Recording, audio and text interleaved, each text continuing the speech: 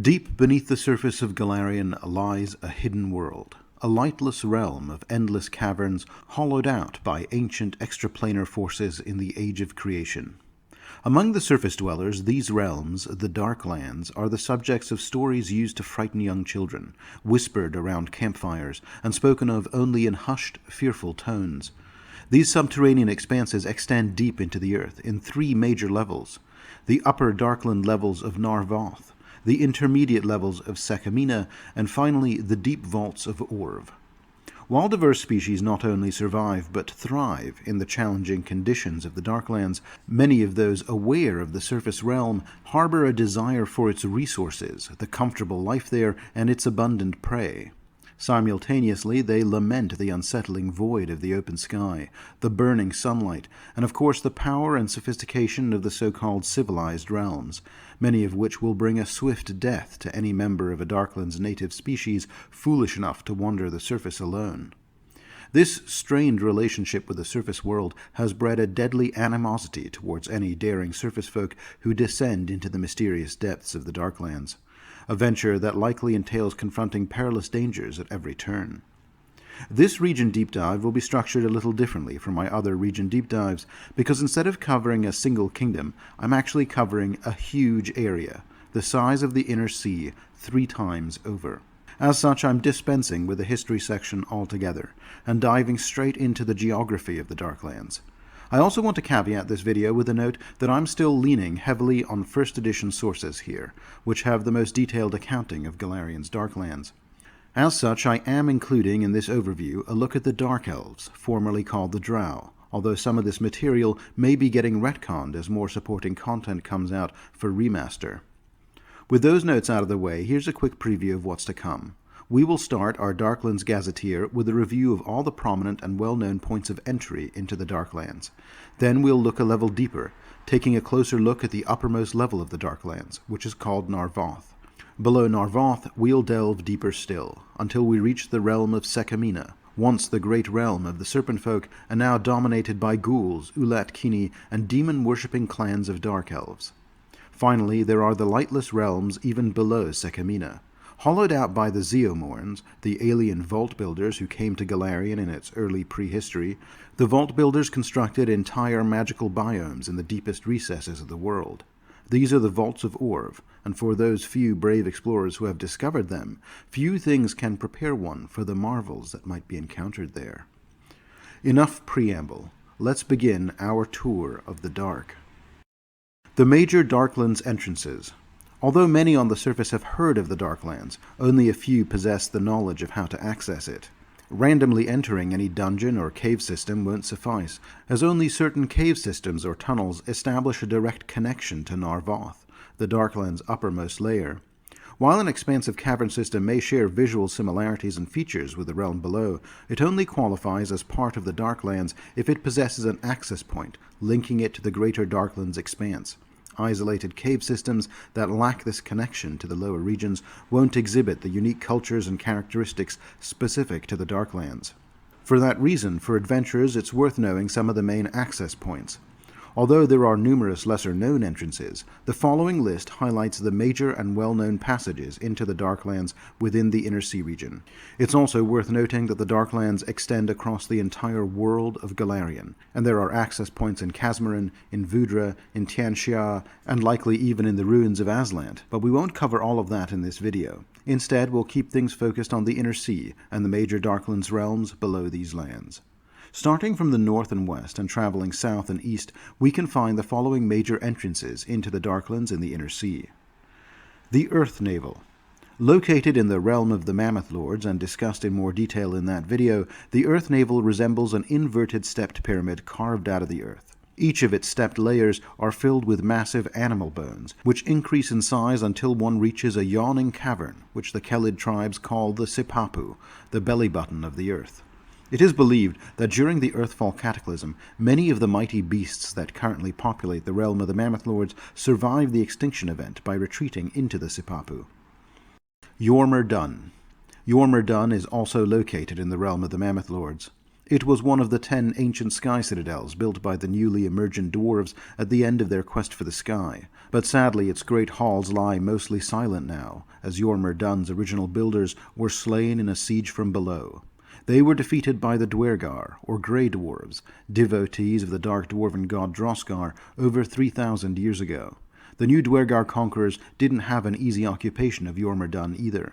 After the world wound opened, the demon Yalak Vor, servant of Shivaska, patron goddess of prisons and clockwork, conquered Jormungandr Dun.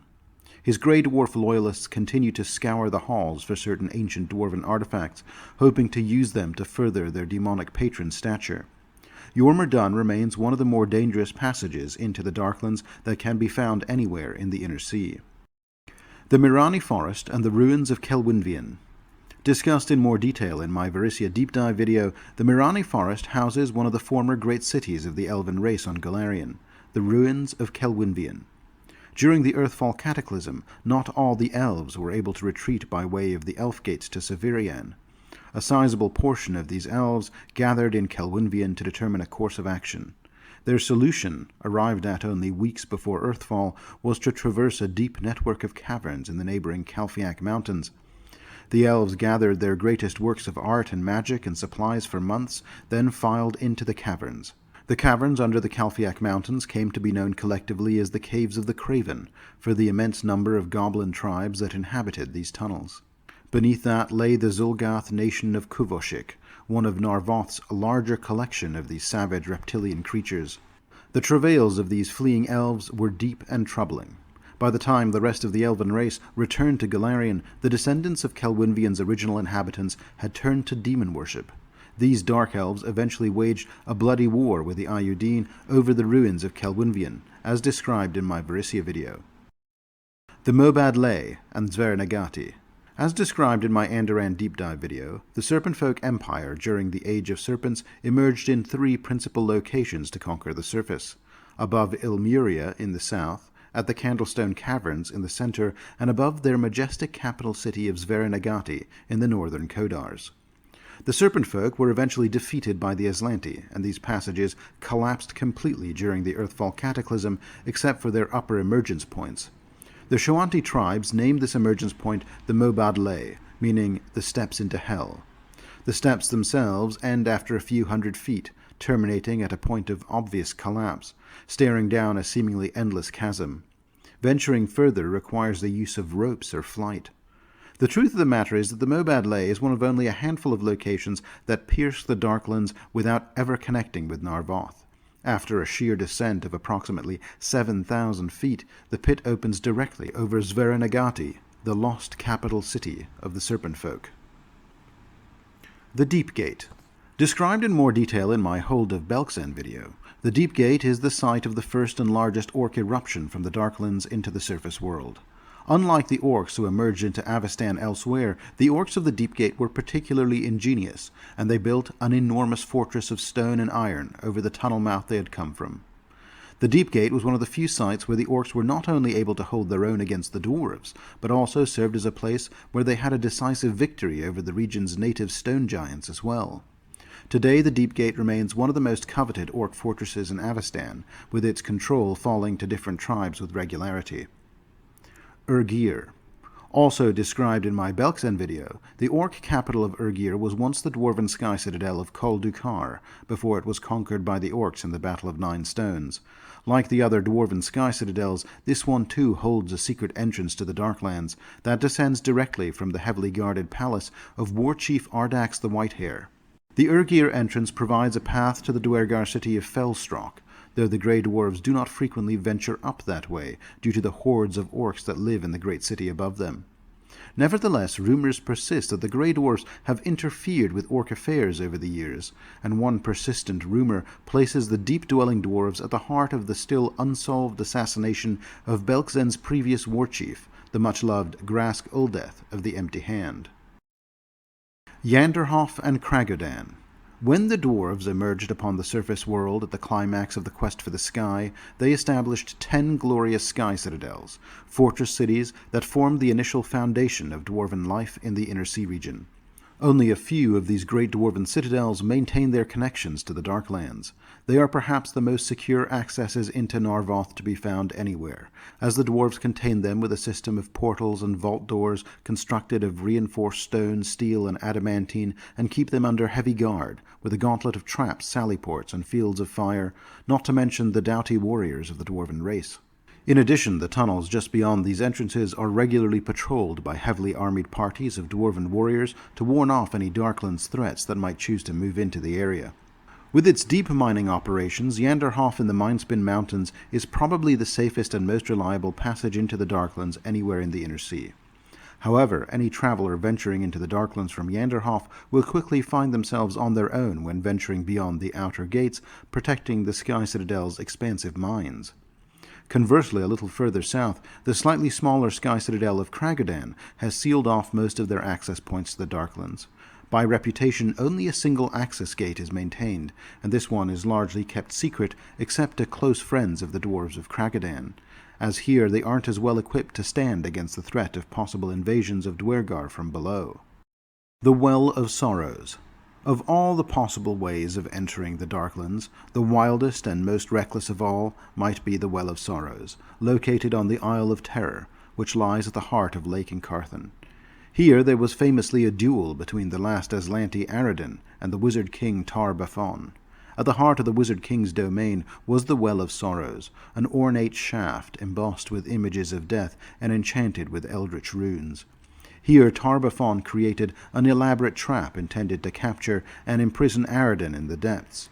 When Aradin failed to fall into the trap, the Wizard King was defeated and the trap lay unused. Of course, Tar-Baphon has been resurrected in recent years, and his dungeon above the Well of Sorrows has been rebuilt. Here the ageless lich licks his wounds after painful scarring at the hands of brave heroes during the scouring of Lastwall. Even if it weren't for the horror of the tyrant himself, it would still be foolish to try to cross here. The dwemmers of ancient magic still linger around the well, the nascent trap of Tar-Baphon waiting to be sprung, which, according to legend, even a living god like Aradin would find more than he could handle. The Shadow Caverns. Discussed in more detail in my Nidal video, the Shadow Caverns connect the shadowy nation of Nidal directly with the Darklands layer of Nar-Voth. Through peaceful contact and amicable relations with the Caligni settlement known as Raulos, the caverns are a crucial part of Nidal's secret trade network, connecting them with the Darklands. These caverns are also the reason for Nidal's long-lasting alliance with the Aslanti-descended Caligni people, and the great number of them that reside in the surface of Nidal as well. The Jailed Emergence. Discussed in more detail in my Druma video, the Jailed Emergence is a sinkhole in Druma guarded by members of the Mercenary League, believed to have originally been one of the Orcs' original emergence points during the Age of Darkness. The sinkhole leads deep into the Darklands, and a more or less direct path leads directly to the second level of Sekamina, where it connects with the Dark Elf settlement of Giratane. High Helm. High Helm, the greatest dwarf sky citadel of them all, was once the capital of the great dwarven empire of Tar-Targath. It remains today the greatest seat of power for dwarvendom in all of Avestan. I have not discussed High Helm yet in any of my region videos, although I have referenced it in my Druma video and in my Dwarf Ancestry video. In a future video on the Five Kings Mountains, I'll provide a more thorough accounting of High Helm, but for our purposes here, one should simply know that High Helm is a colossal city that hollows out almost the entire mountain. It is built on 4 different levels: the King's Crown, the King's Heart, the Stone Breach, and the Depths. The lowest level, the Depths, connects directly with High Helm's deepest mines. It is a heavily patrolled part of the city, on accounts of the risks associated with the various deep denizens of the Darklands, but it does connect with the other parts of Nar-Voth. Dwarves maintain this territory vigilantly, and like the Darklands passages from Nar-Voth in the Mindspin Mountains, this is one of the safer passages into the Darklands that an adventurer may find anywhere in Avestan.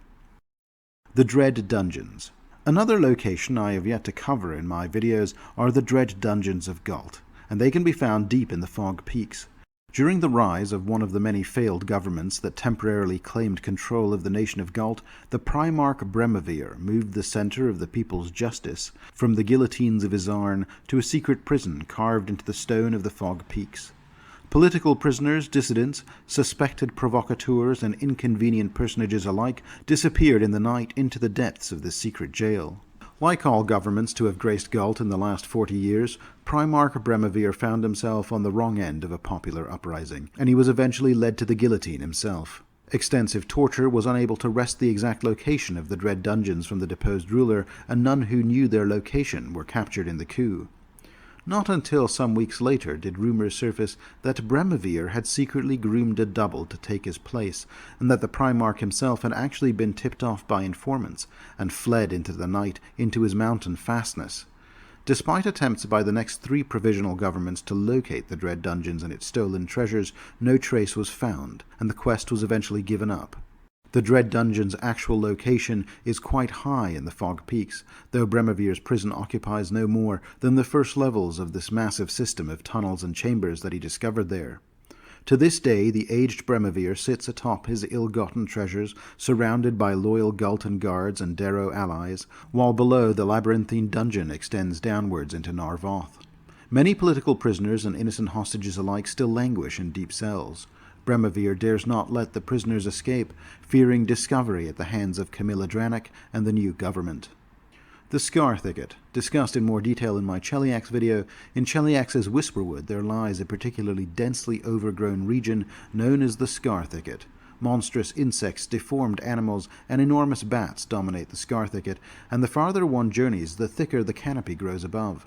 The central region is dominated by immense mushrooms and pallid fungi, and is the domain of a large tribe of surface-dwelling vegapygmies. This forest of mushrooms conceal various caverns and caves that, despite their unassuming size, wind deep into the ground below the Whisperwood to connect to Nar-Voth. The Candlestone Caverns. Discussed in more detail in my Andoran video, the Candlestone Caverns have served as the domain of various creatures over the years, from the powerful empire of the Serpent Folk of the ancient world to more recently Darkling Fae, who control a vast kingdom there now called the Court of Ether. The entrance to the caverns had once been sealed by dwarven sappers seeking to protect Tar-Targath from marauding orcs, but the caverns were re-exposed 200 years ago by a substantial earthquake. Now the terrors of the Darklands plague western Andoran once again. Kravenkus. Discussed in more detail in my Taldor video, the dwarven sky citadel of Kravenkus can be found in the World's Edge Mountains in Taldor. The dwarves of Kravenkus had for millennia had a close and special relationship with the human empire of Taldor, helping supply them with weapons and armor and siege armaments for their many wars and conquests. Indeed, the Grand Duke of Criris Prefecture, close to the Sky Citadel, Borand Heskilar, has taken a dwarven wife, Lady Grella of Tagaret. However, despite the wealth that flows in from Taldor, the dwarven Sky Citadel of Kravenkus remains only barely under dwarven control today. Its connections to the Darklands remain open, and the Sky Citadel has been besieged by Zulgaths, Dark Elves, and other Darklands menaces for generations. Its inhabitants today live primarily in the Citadel's central keep, its great lower levels now lying mostly in ruins. As such, unlike Yanderhof and Highhelm, despite being a mighty Sky Citadel, Kravenkus does not offer safe passage into the lower levels of the Darklands. The Drowning Stones. Discussed in more detail in my Central Mwangi video, the Drowning Stones, as they are called, are in fact the submerged tops of a great many ziggurats that have sunk into the region's thick swamps. These ziggurats were once the magnificent structures of a powerful and long-lost civilization that lived here at some time, but which were swallowed up by the jungle. Ulat Kini, the genetically altered servitors of the Algolthu, discovered secret paths between the Darklands and the Drowning Stones a few hundred years ago, and have since claimed the swamplands above. The Ruins of Ko. Also discussed in my Central Mwangi video, the site of the ruins of Ko in the Barrier Wall Mountains, close to the pass that connects Osirian and the Mwangi Expanse, never used to have a connection to the Darklands.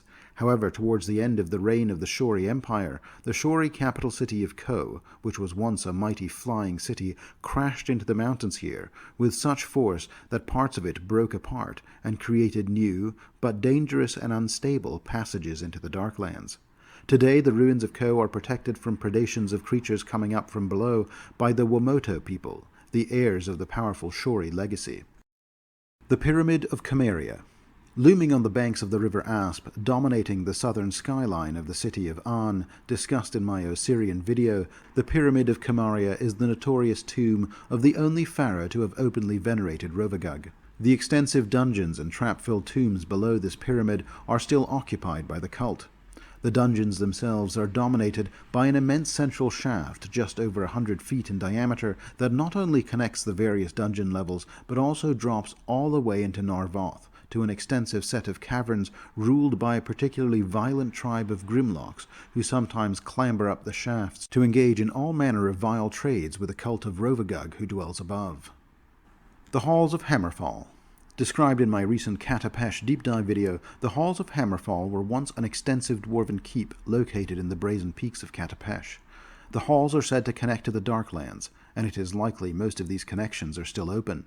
Unfortunately, these paths are not readily accessible today, as some unknown calamity befell the dwarves of Hammerfall, and they sealed up all the surface passages to the Great Mountain Keep. In order to make use of these passages, one would have to find a secret entrance to the halls of Hammerfall first, something which only dubious vendors claim to have found as they hawk suspicious maps of their exploits in the various bazaars of the country's mercantile capital. Cloudspire. Described in more details in my Western Mwangi video, like Kragadan and Donganhold, officially the Mbeke dwarves of the Cloudspire have sealed all passages into the lower levels of Nar-Voth. Unofficially, secret paths can still be found, providing one is willing to trust the word of secretive Mbeke thieves' guilds that offer such passage. Furthermore, the pale and magical waters of the Wellspring connect to deep underground reservoirs, and many suspect that aquatic paths to the Darklands might be found in this way. Of course, swimming in the Wellspring is highly illegal in Cloudspire, and the reservoirs are unmapped, so this is certainly not a recommended path.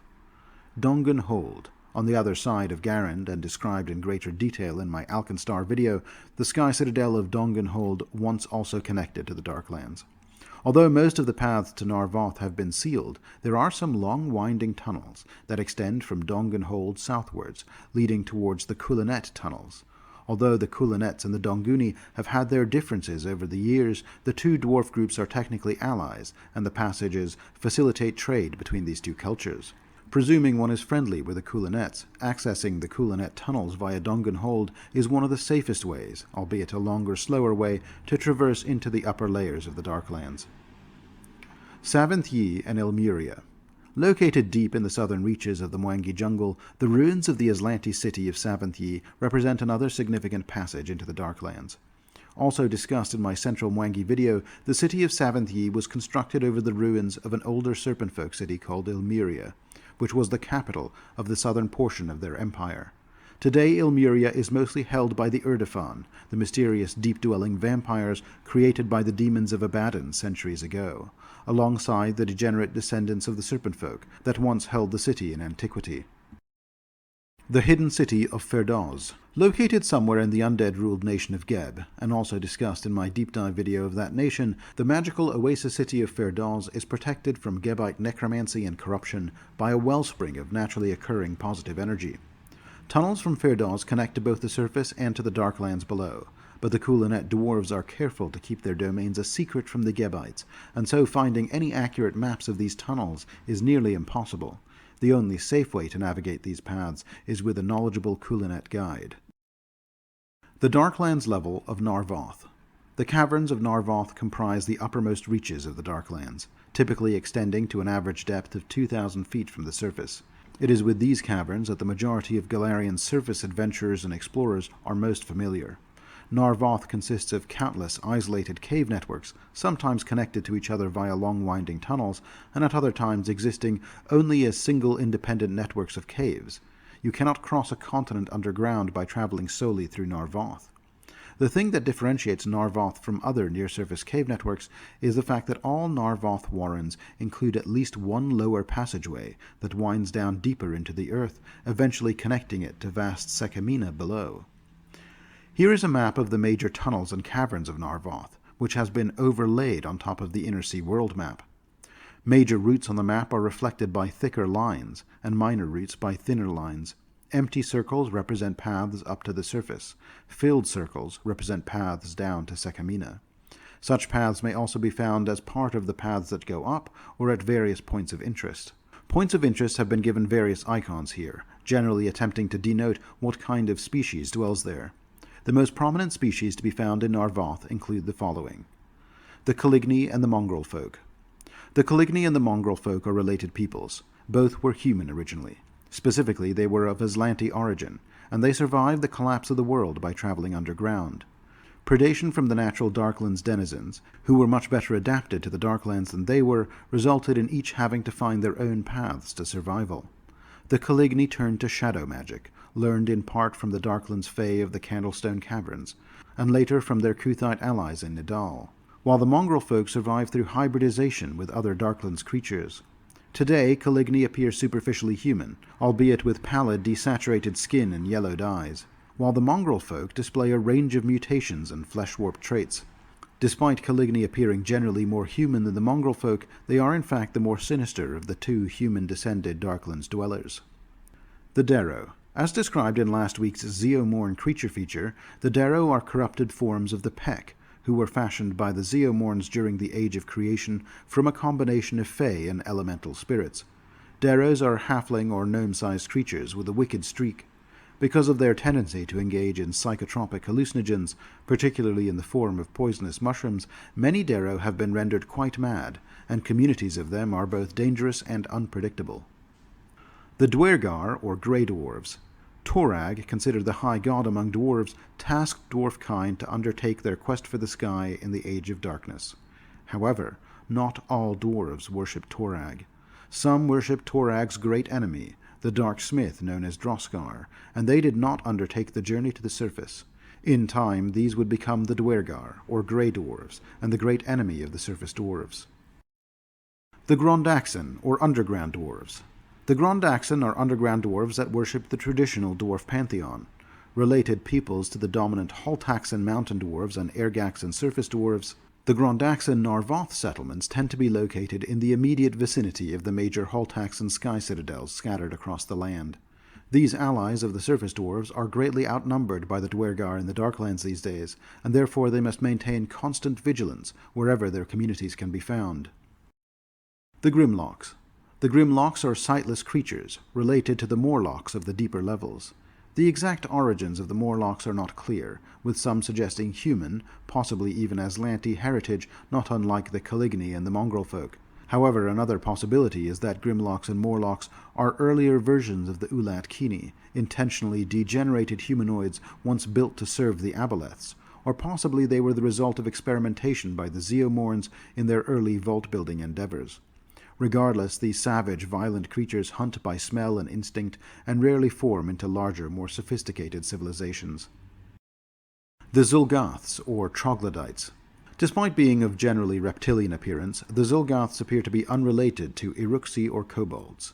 These deep-dwelling lizard folk are one of the oldest civilizations of Golarion, and they originated from the Orvian Vault of Vask, which I'll discuss later. Likely a fabrication of the Zeomorns, the Zul'Gaths are a dominant species throughout various levels of the Darklands, but especially in Nar-Voth. Once again, we'll navigate this map from north to south, highlighting the major settlements and tunnels along the way. The Duergar city of Yormur-Dun. The Grey Dwarves currently hold the Sky Citadel of Yormur-Dun. Their holdings here extend all the way from the surface, as just discussed, to the deep levels of Nar-Voth. As we can see from the map, the Duergar holdings of Yormur-Dun are connected directly to the Duergar city of Fellstrock in the southwest. However, the Duergar of Yormur-Dun are not overly friendly with the other Grey Dwarf settlements they are connected to.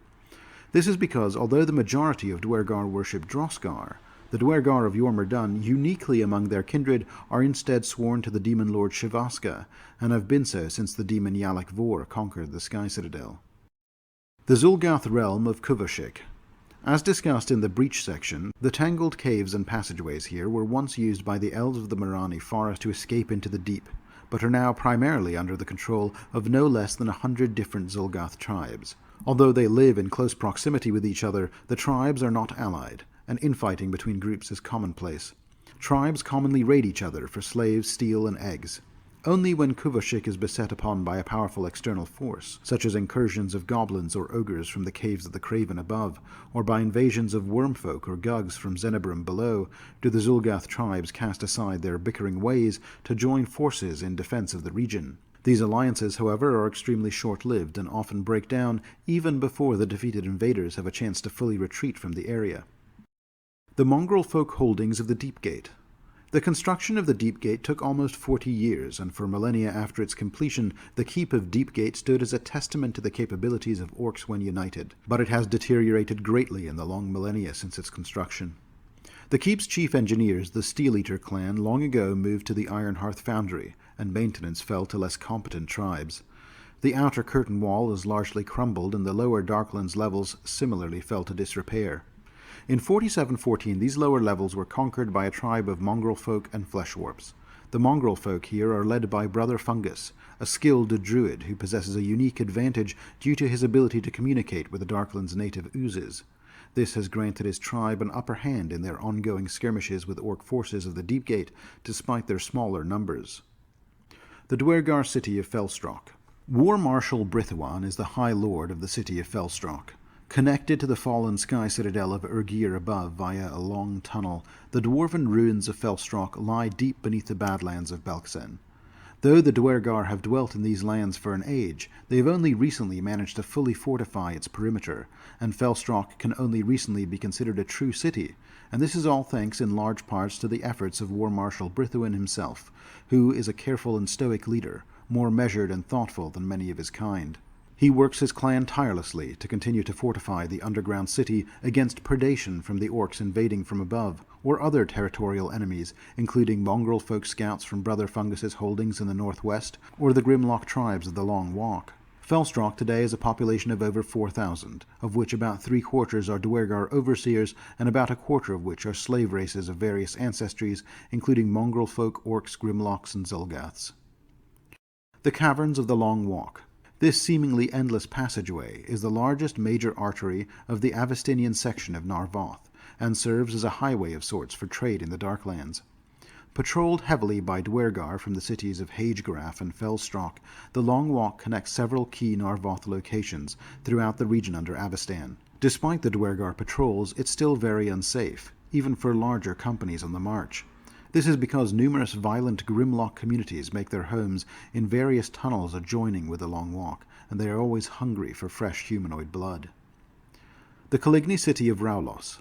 Located beneath the Uskwood of Nidal and ruled over by the umbral dragon Visceroth, the Caligny city of Raulos is one of the largest and most impressive Caligny settlements in all of Golarion. Raulos enjoys tremendous prosperity as a gateway into Nar-Voth, with relatively easy access from the surface of Golarion. Their close political ties with the nation of Nidal and their shared cultural practices have ensured a constant flow of trade and traffic through their realm. Beyond their Nidalese allies, though, the Caligny here are often less welcoming. They are fiercely protective of their holdings, and any travelers seeking passage through the settlement will be both thoroughly searched and asked to pay exorbitant passage fees. The Dwergar city of Hagegraph. With a population of 35,000, Hagegraph is almost 9 times as large as the city of Fellstrock. It is a teeming metropolis of underground activity and the largest of the Dwergar cities. Located at the eastern end of the Long Walk and thousands of feet beneath many of the surface dwarf settlements of the Five Kings Mountains. This fortress city circumscribes an immense cavern, giving it the appearance of a huge arena enclosed by stone keeps and floor-to-ceiling towers. Dozens of bridge-connected stalactites hang above the enormous central plaza.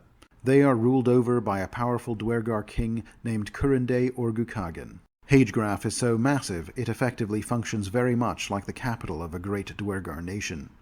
Travelers and merchant caravans of various Darklands races from both Nar-Voth and the lower levels travel daily into Hagegraph's massive inner court to trade. Overlooking the broad inner bailey is a huge contraption showcasing the height of Dwergar craft, a massive clock called the Akrazoth Horolog. This monolith's huge face bears numbers inscribed in 7 Darklands languages and has 6 hands. For someone skilled in the reading of it, it provides an accurate count of time, in synchronization with the passage of the sun over High Helm, and with the heating and cooling of Droskar's forges in the Great Beyond. The clock was crafted by a Dwergar who escaped from Droskar's realm after memorizing the time sequence of the forges, a sequence that generations of Dwergar priests have since adopted and used to track the output of their god's endless toil. The Akrazoth Horolog is considered to be one of the wonders of the Darklands, and many travel to Hagegraph just to view its grandeur. The Darrow realm of Clyn Brew. One of the largest Darrow settlements in Nar-Voth can be found in the deep dungeons of Clyn Brew, ancient tunnels that predate Earthfall and the Dwarven quest for the sky.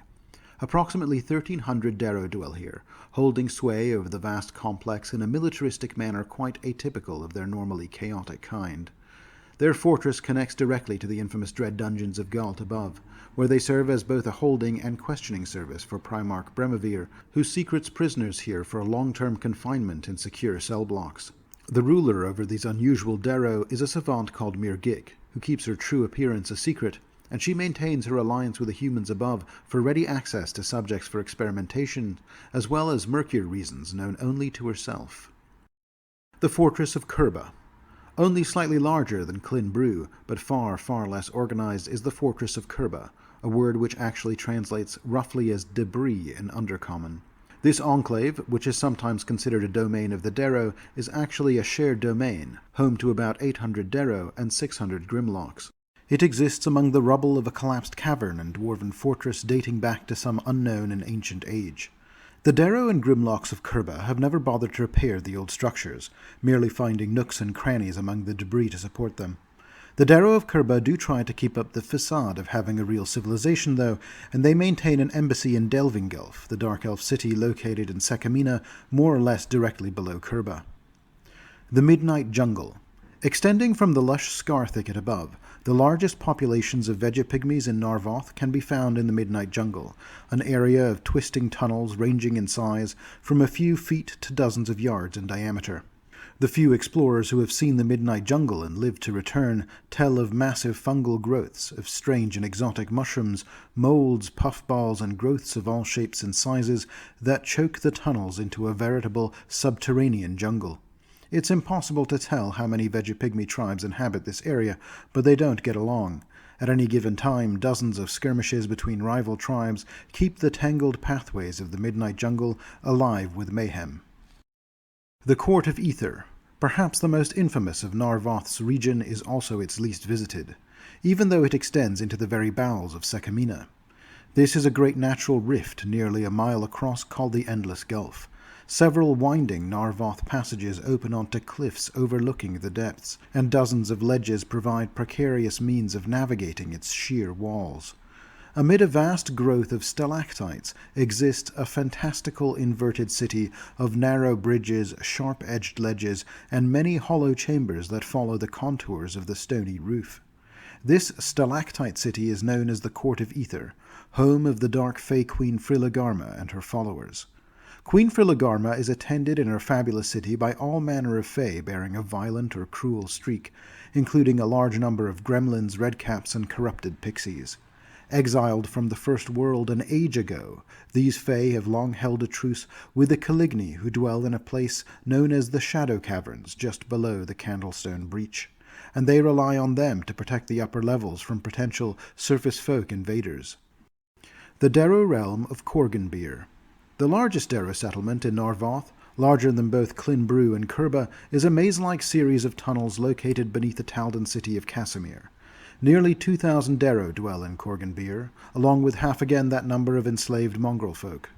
Several secret connections exist from here that allow them to reach the sewers and the countryside in and around the Taldan city above, where they are known to raid for much-needed supplies. 3 powerful savants known as the Ecliptic Triad hold sway over these warrens, and are rumored to possess vast mental powers far exceeding those typical of their kind. The Duergar city of Deepkamer.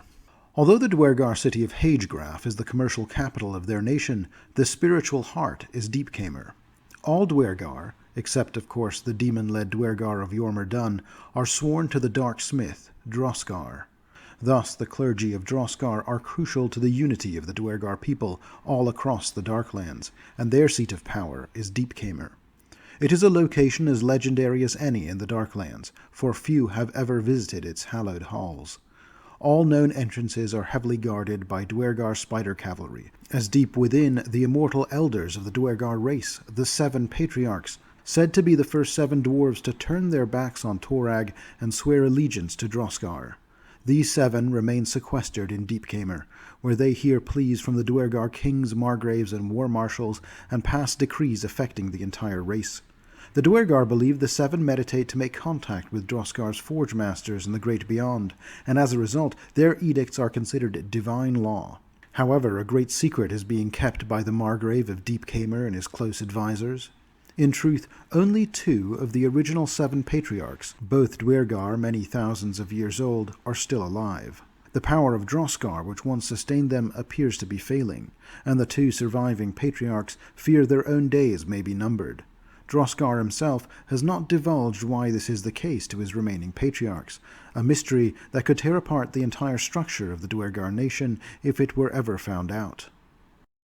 The mongrel folk city of Gackenbode. Nestled deep under the barrier wall, far from the enslaving Duergar nation or the murderous enclaves of the Darrow, the crescent-shaped caverns of Gackenbode serve as a haven for a large population of mongrel folk. Among their kind, Gackenbode is whispered as a sort of earthly paradise, a place free from the terrors so common in the Darklands, and where mongrel folk can live and love in peace and harmony. However, the truth is not quite so utopic. Yes, the inner arc of their realm supports a large pool of potable water, fed by several waterfalls, surrounded by rich harvestable fungus. But the fact that the surrounding caverns and tunnels are truly wild means that predators often invade their outlying mushroom farms, or sometimes make it all the way into the city before the Gackenbode militia can put them down. Vermin predators like giant spiders and centipedes are common problems, but the most feared are the violent tribes of Morlock raiders that often surge up from Sekamina below, using tunnels that the mongrel folk of Gackenbode have marked with warning carvings after their attempts to block or destroy them ended with violent reprisal. The Grimlock realm of Bloodcleft. At the base of a 1,000-foot deep shaft that descends from the lowest levels of the dungeons under the Pyramid of Kamaria is a vast cavern, the floor of which is a razored maze of jagged stalagmites and upthrust ridges of deep red stone. Any who move through the Bloodcleft find the place aptly named, for it is dangerously easy to slash oneself against the numerous sharp protrusions. Bloodcleft and the caves surrounding it are home to a large tribe of particularly violent Grimlocks that decorate themselves with fantastic scarring patterns and bits of stone embedded under their flesh. They are gifted climbers and can move through the dangerous fields of the cavern without fear. They delight in capturing live prey and then releasing them into the razor field so they can chase them to their demise. The Darklands level of Sekamina. The most notorious realm of the Darklands, the region from which the majority of tavern tales are spun, is the middle region, known as Sekamina. The seemingly endless caverns of this realm span continents, and often consist of immense chambers, with rivers and even vast underground lakes. While the majority of the entrances to Sekamina from above pass through Nar-Voth, some notable exceptions also exist. The caverns of Sekamina range from the foundation of Nar-Voth at 2,000 feet below surface to a depth of up to 8,000 feet. The most prominent species to be found in Sekamina include the following. Dark Elves. Foremost among the peoples of Sekamina today are the descendants of the Mirani Elves, who survived the Earthfall cataclysm by descending deep into the earth. As the Caligni represent a corrupted form of humanity who turned to worship of dark gods to survive the many horrors of the Darklands, so did the Elves of Mirani fall from grace. The Dark Elves still seethe with an ancient hatred for the Elves above, for what they view as an abandonment in their time of need, and of course against humanity, for indirectly being the cause of the cataclysm in the first place. Where the Caligni drew their power from the umbral planes of the Dimension of Shadow, the Dark Elves instead turned to a pantheon of demon lords: Abraxas, Enderifku, Areshkagal, Sith Visug, Flauros, Hagenti, Mazmez, Jubilex, Shax, Sakoth-Benoth, Zura, and finally Nocticula, now known as the Redeemer Queen, and the only demon lord known to have abandoned the Abyss. Dark Elf society was traditionally ruled by 12 great houses, each dedicated to one of the 12 demon lords, and each constantly seeking to expand their holdings and influence at each other's expense, and each believing themselves to be the ones best qualified to lead the nation as a whole. As a result, the greatest enemy the Dark Elves face are in fact themselves, and for the past several thousand years, the Dark Elves of Sekamina have balanced precariously on the edge of a devastating civil war. Only the constant threat of the enemies that surround them keep the great houses from declaring open war upon each other. Second edition sources have yet to confirm what has happened to House Misraria, once dedicated to Nocticula in her previous role as a demon lord, and it may be that Dark Elf content gets retconned entirely, but until then it's a safe assumption to imagine that House Misraria has followed Nocticula along the path to redemption, breaking with the rest of their kin and forming a new society apart from the power-hungry machinations of the great houses. Perhaps they have become a subversive faction within the Dark Elf communities, attempting to break the hold the other demon lords have over the rest of their kin. The Deep Gnomes. When the first gnomes stepped over from the First World in the Age of Anguish to settle in Golarion, so too did the Deep Gnomes arrive in the Darklands below. The Deep Gnomes, or Zvirfnebli as they are sometimes called, came not to find safety or to explore, but to pursue their own enemies into this world, elements of the Fey Court that had preceded the gnome exodus and were at least partially responsible for the mysterious calamity that caused the gnome exodus in the first place. The Deep Gnomes chose to watch these dark Fey, rather than confront them, for they knew they were no match for them directly, but they always hoped they might find allies in time.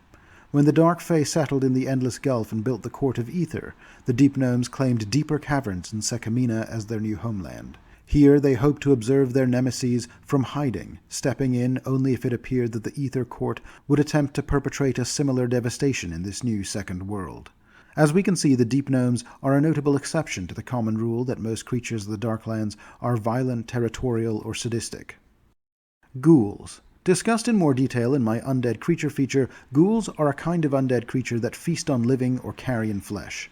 Indeed, the ghouls of the Darklands are one of its most feared and yet least understood races. In most surface societies, ghouls are little more than a blight upon cemeteries and boneyards, but in the Darklands, where food is less readily available, a remarkable thing happened. They continued to dig deeper. The ghouls eventually settled in an immense cavern deep below western Osirian, and over the centuries transformed the cavern into a city of their own. Yet while the ghoul architects, drawing upon half-remembered skills of their trade from life, built an impressive city, the great ghoulish city of Nemret Noctoria is itself in many ways a farce, for the ghouls of the Darklands are only as civilized as they need to be to ensure the flow of carrion. Yet for all their dangers they are not without allies. As a mark of friendship to Priest King Kortash Kane of Nemret Noctoria, the Bloodlords of Geb provide an annual tribute of corpses and live slaves, numbering in the hundreds, that are transported to Nemret Noctoria in a grand festival called the Thanatopsis Parade, all the way from Geb's palace in Mekitar. Morlocks. The progenitor people of the Grimlocks of Nar-Voth, the Morlocks likely originated in the Orvian vaults, either as a result of experimentation at the hands of the Algolthi or the Zeomorns, or as a result of natural degeneration of the Aslanti peoples who had ended up trapped down there. Their eyes are huge and white and bulge from their heads. Their mouths are wide and filled with flesh-tearing teeth, and their ears protrude from their skulls like those of a cave bat. A Morlock's body looks emaciated when compared to the average humans, and their skin is the pale white of a creature that has not been exposed to the sun in millennia. They are savage creatures, and will hunt and kill anything that moves. Orcs. Sekamina is also home to the largest number of orcs of the Enshrak tribe. The Enshrak orcs believe orc-kind should never have left the Darklands, and returned from the surface to reconnect with and reclaim their ancestral homelands, most notably their Darklands capital of Garagum. They retain a powerful hatred for dwarves, and believe the so-called quest for the sky was actually an act of genocide perpetrated against them. A few Enshraks worship Rovagag instead of the traditional orc gods, and they seek to dig their way to the rough beast's prison and free him, in a trial they call the Quest for the Cage. The Serpent Folk. Once the undisputed masters of Sekamina, the Serpent Folk were nearly wiped out entirely by the Aslanti. Only the advent of Earthfall prevented the Aslanti war from eradicating the Serpent Folk completely. Reduced to a shadow of their former power, the surviving leaders retreated to their most remote and fortified cities to hide. Many opted to enter into magical hibernation, setting into motion numerous, long-reaching plans to trigger their awakening in the distant future when humanity would have grown complacent enough to serve willingly as slaves. Others remain to keep up their ancient cities, but over the millennia these serpent folk have lost their skill at magic, becoming degenerate monsters that now haunt the cities their ancestors once ruled. The Ulat-Kini.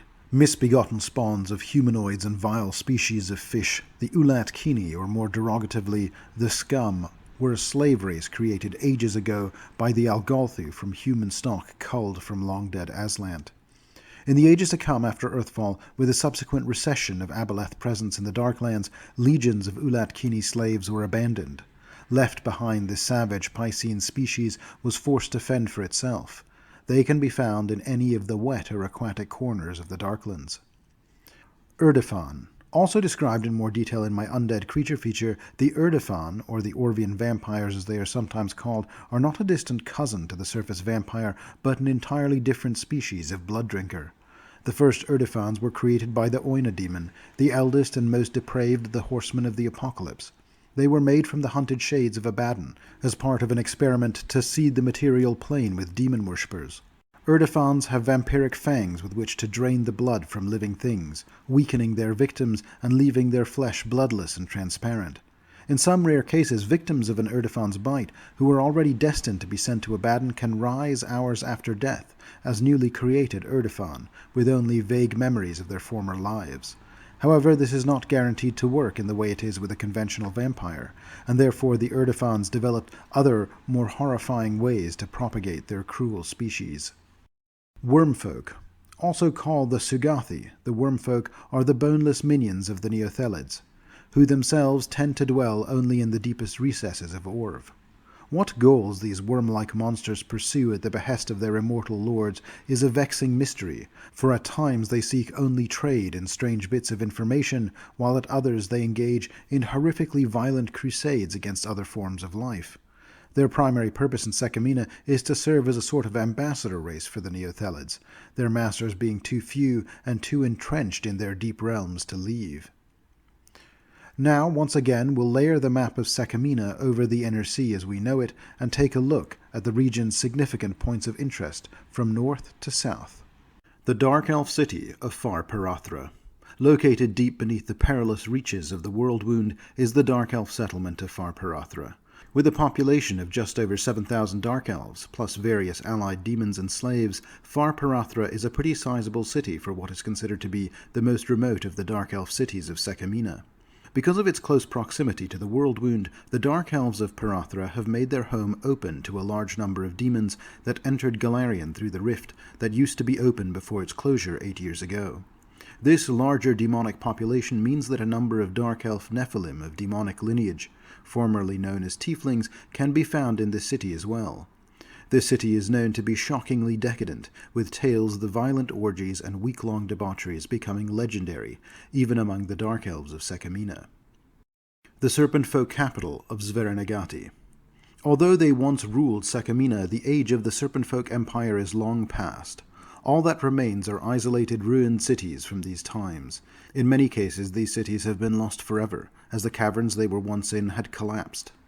Yet their greatest city of all remains in a close approximation to its original glory, deep under the Kodar Mountains, dread Zverenagati. The ancient city of coils was constructed to last, with magical augmentation lending support and protection from the ravages of time. While Zverenagati is not a living city, it is far from uninhabited. Mighty Gugs dwell in the northern ruins, while ropers and other dungeon denizens have settled in the south. Wild beasts and monsters infest its alleys and make traveling through the ruins dangerous at every turn. And at the heart of the eldritch ruins, the Serpent Folk still hold sway.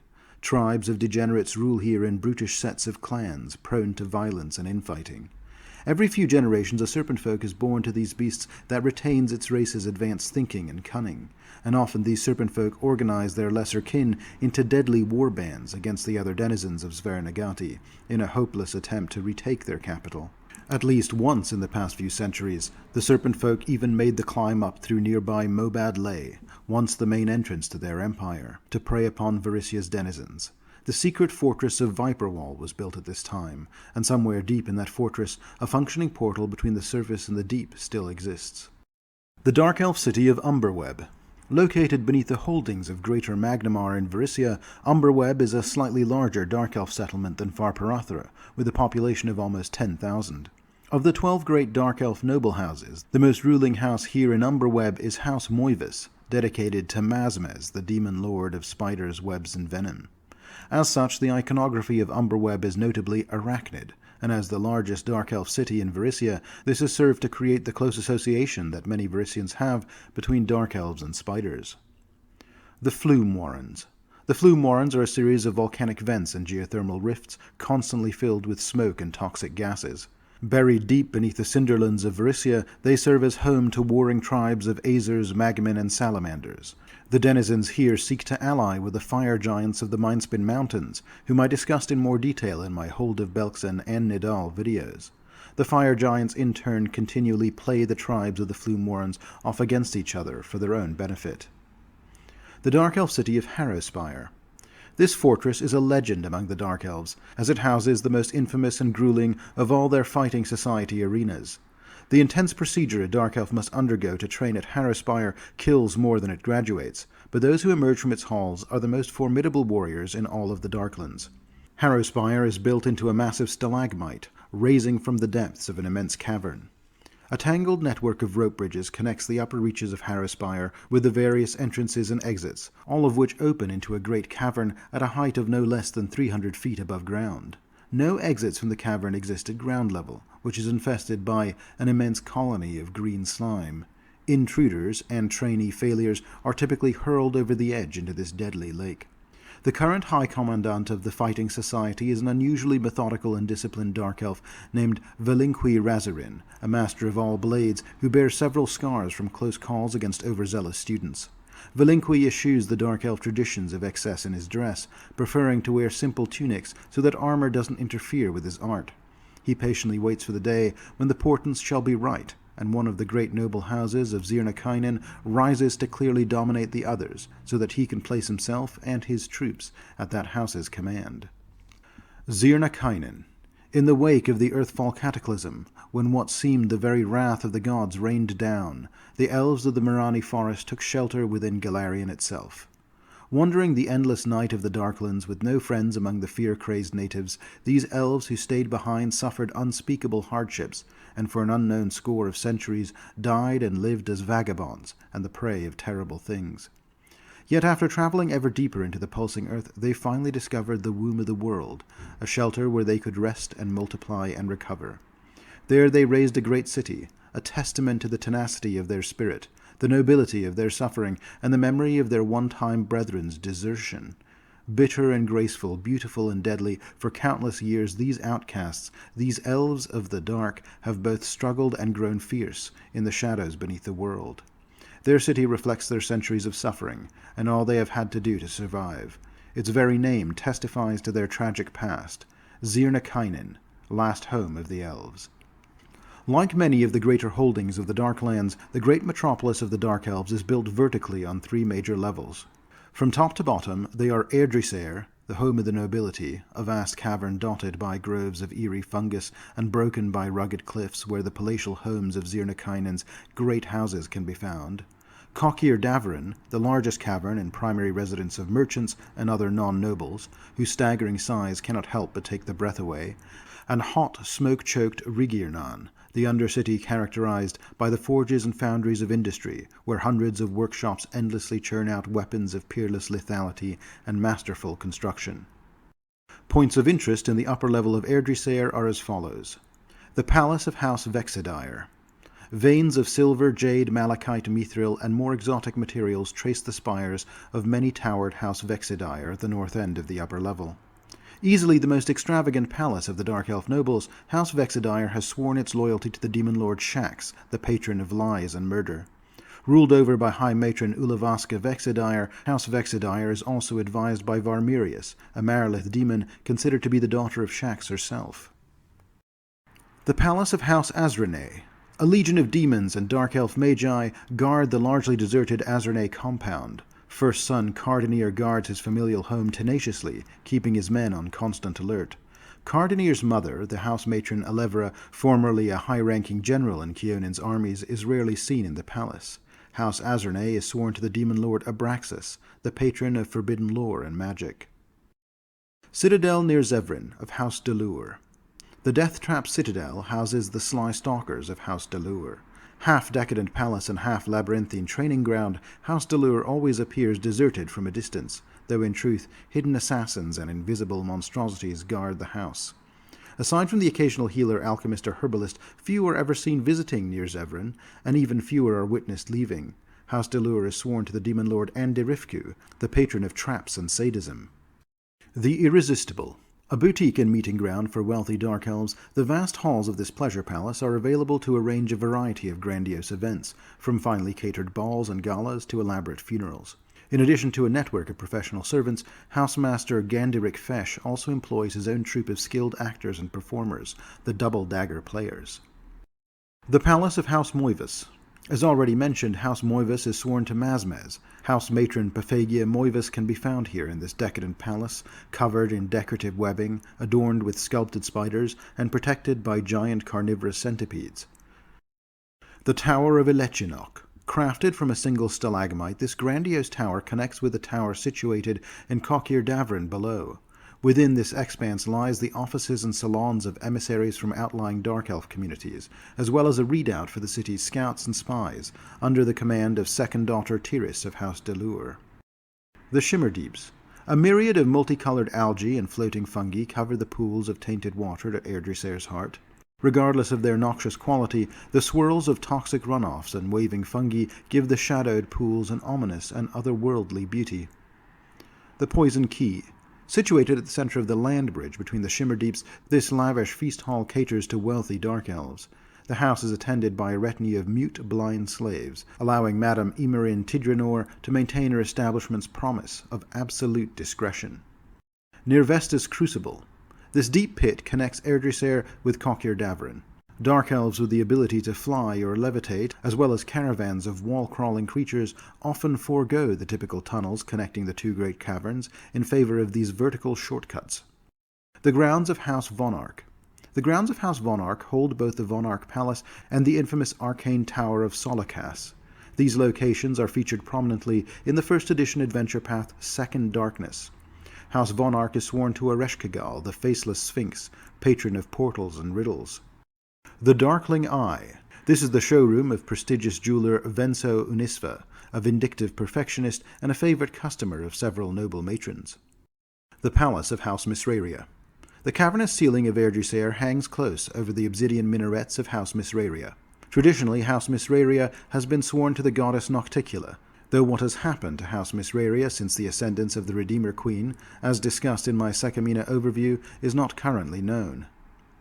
The Pallid Palace. House Udrinor, disciples of Sith Visag, are fungus farmers by trade. Cultivating the spread of fungal growth around their home, which they call the Pallid Palace, numerous breeds of mouldering monstrosities lurk near the bastion of the Udrinor nobles. Due to a rare spore known to grow upon their fortress's walls, Udrinor Palace tends to sicken visitors who remain there for too long. The Palace of House Trachinoa. The unwalled Palace of House Trachinoa welcomes all who would call, offering crystalline water and exotic refreshments. Those who visit often face a deadly paradox, deny the hospitality of one of Zirnakainen's most powerful families, or drink from the cup of some of the most skilled poisoners in all of the Darklands. House Trachinoa is sworn to Jubilex, the Faceless Lord, the demonic patron of oozes and poisons.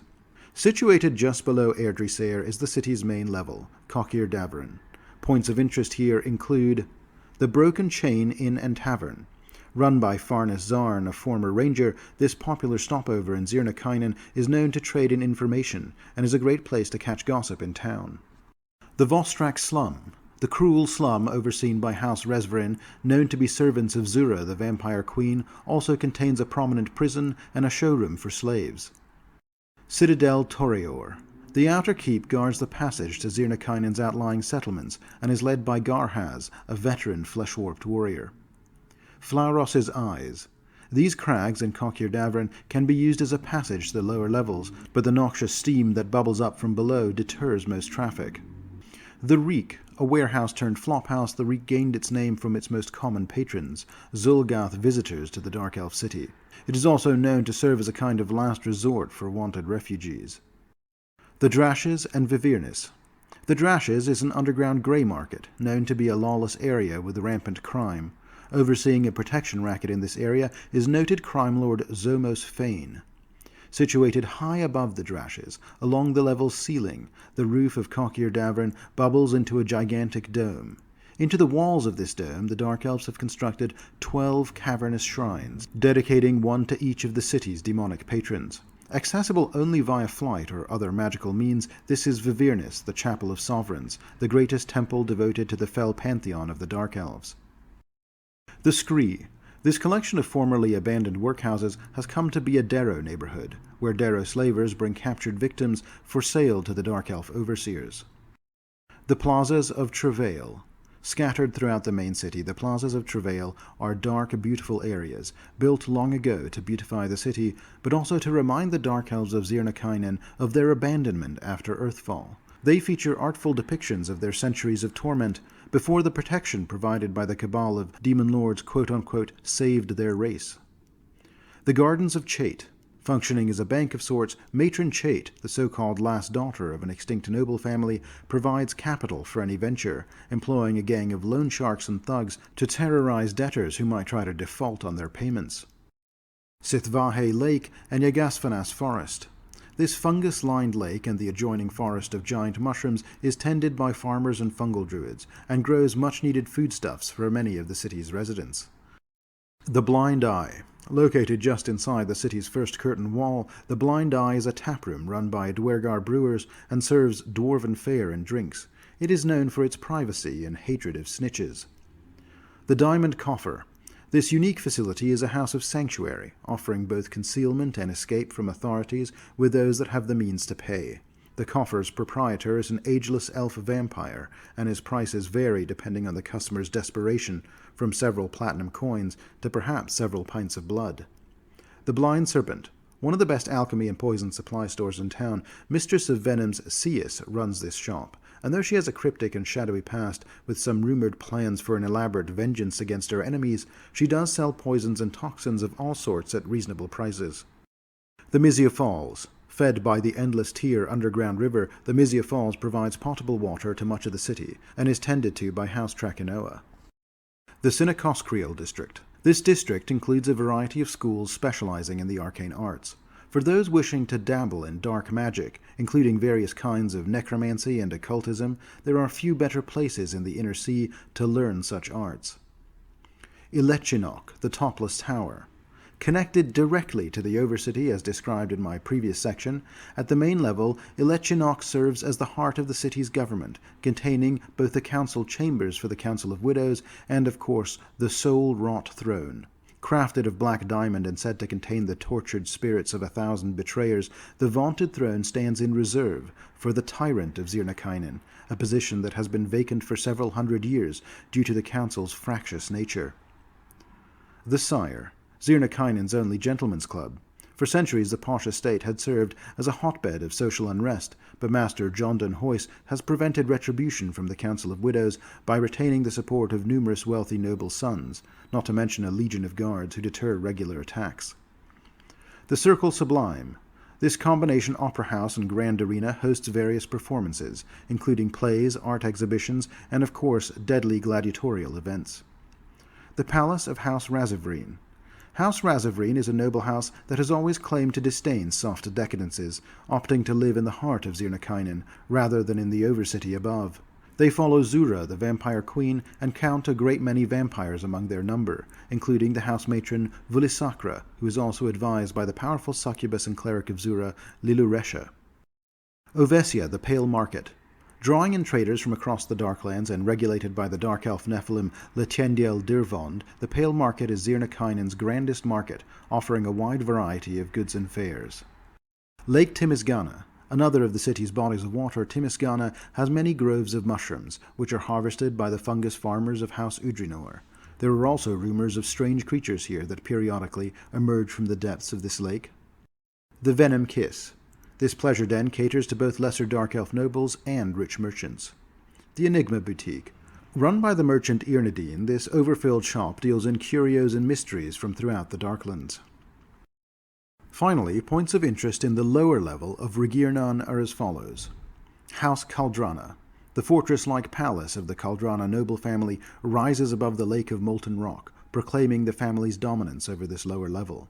They are sworn to Flauros, the demon lord of fires and volcanoes, and they are the undisputed masters of Dark Elf weaponcraft. The Hell Locks, a series of locks that maintain the constant temperature and motion of magma flowing into the heart of Rigirnan. Several members of the Kaldrana family and the brood of Vernixshir, an ancient salamander from the elemental plane of fire, keep the gigantic and vital mechanisms in working order. The Black House. Caked in centuries of soot, Barsaniel Somir runs this collective of free smiths, working through difficult ongoing contract restraints. Somir has also made arrangements to have his furnaces available to nobles seeking to disappear political foes for a price. The Ashen Bath. These three interlocked pools of magma fuel the diverse workings of Regirnan's forges. A brood of dominated Thokwas aid in keeping the fiery rock molten and moving. Citadel Solseer. A fortress and massive factory, here the House Kaldrana works hundreds of slaves to exhaustion, forging weapons, armor, and other special projects for the soldiers of Zirnakainen. The mad adopted third son, Loaxus Kaldrana, maintains a workshop here, indulging his gift for creating brilliant war machines and elegant torture devices. Blisterfront.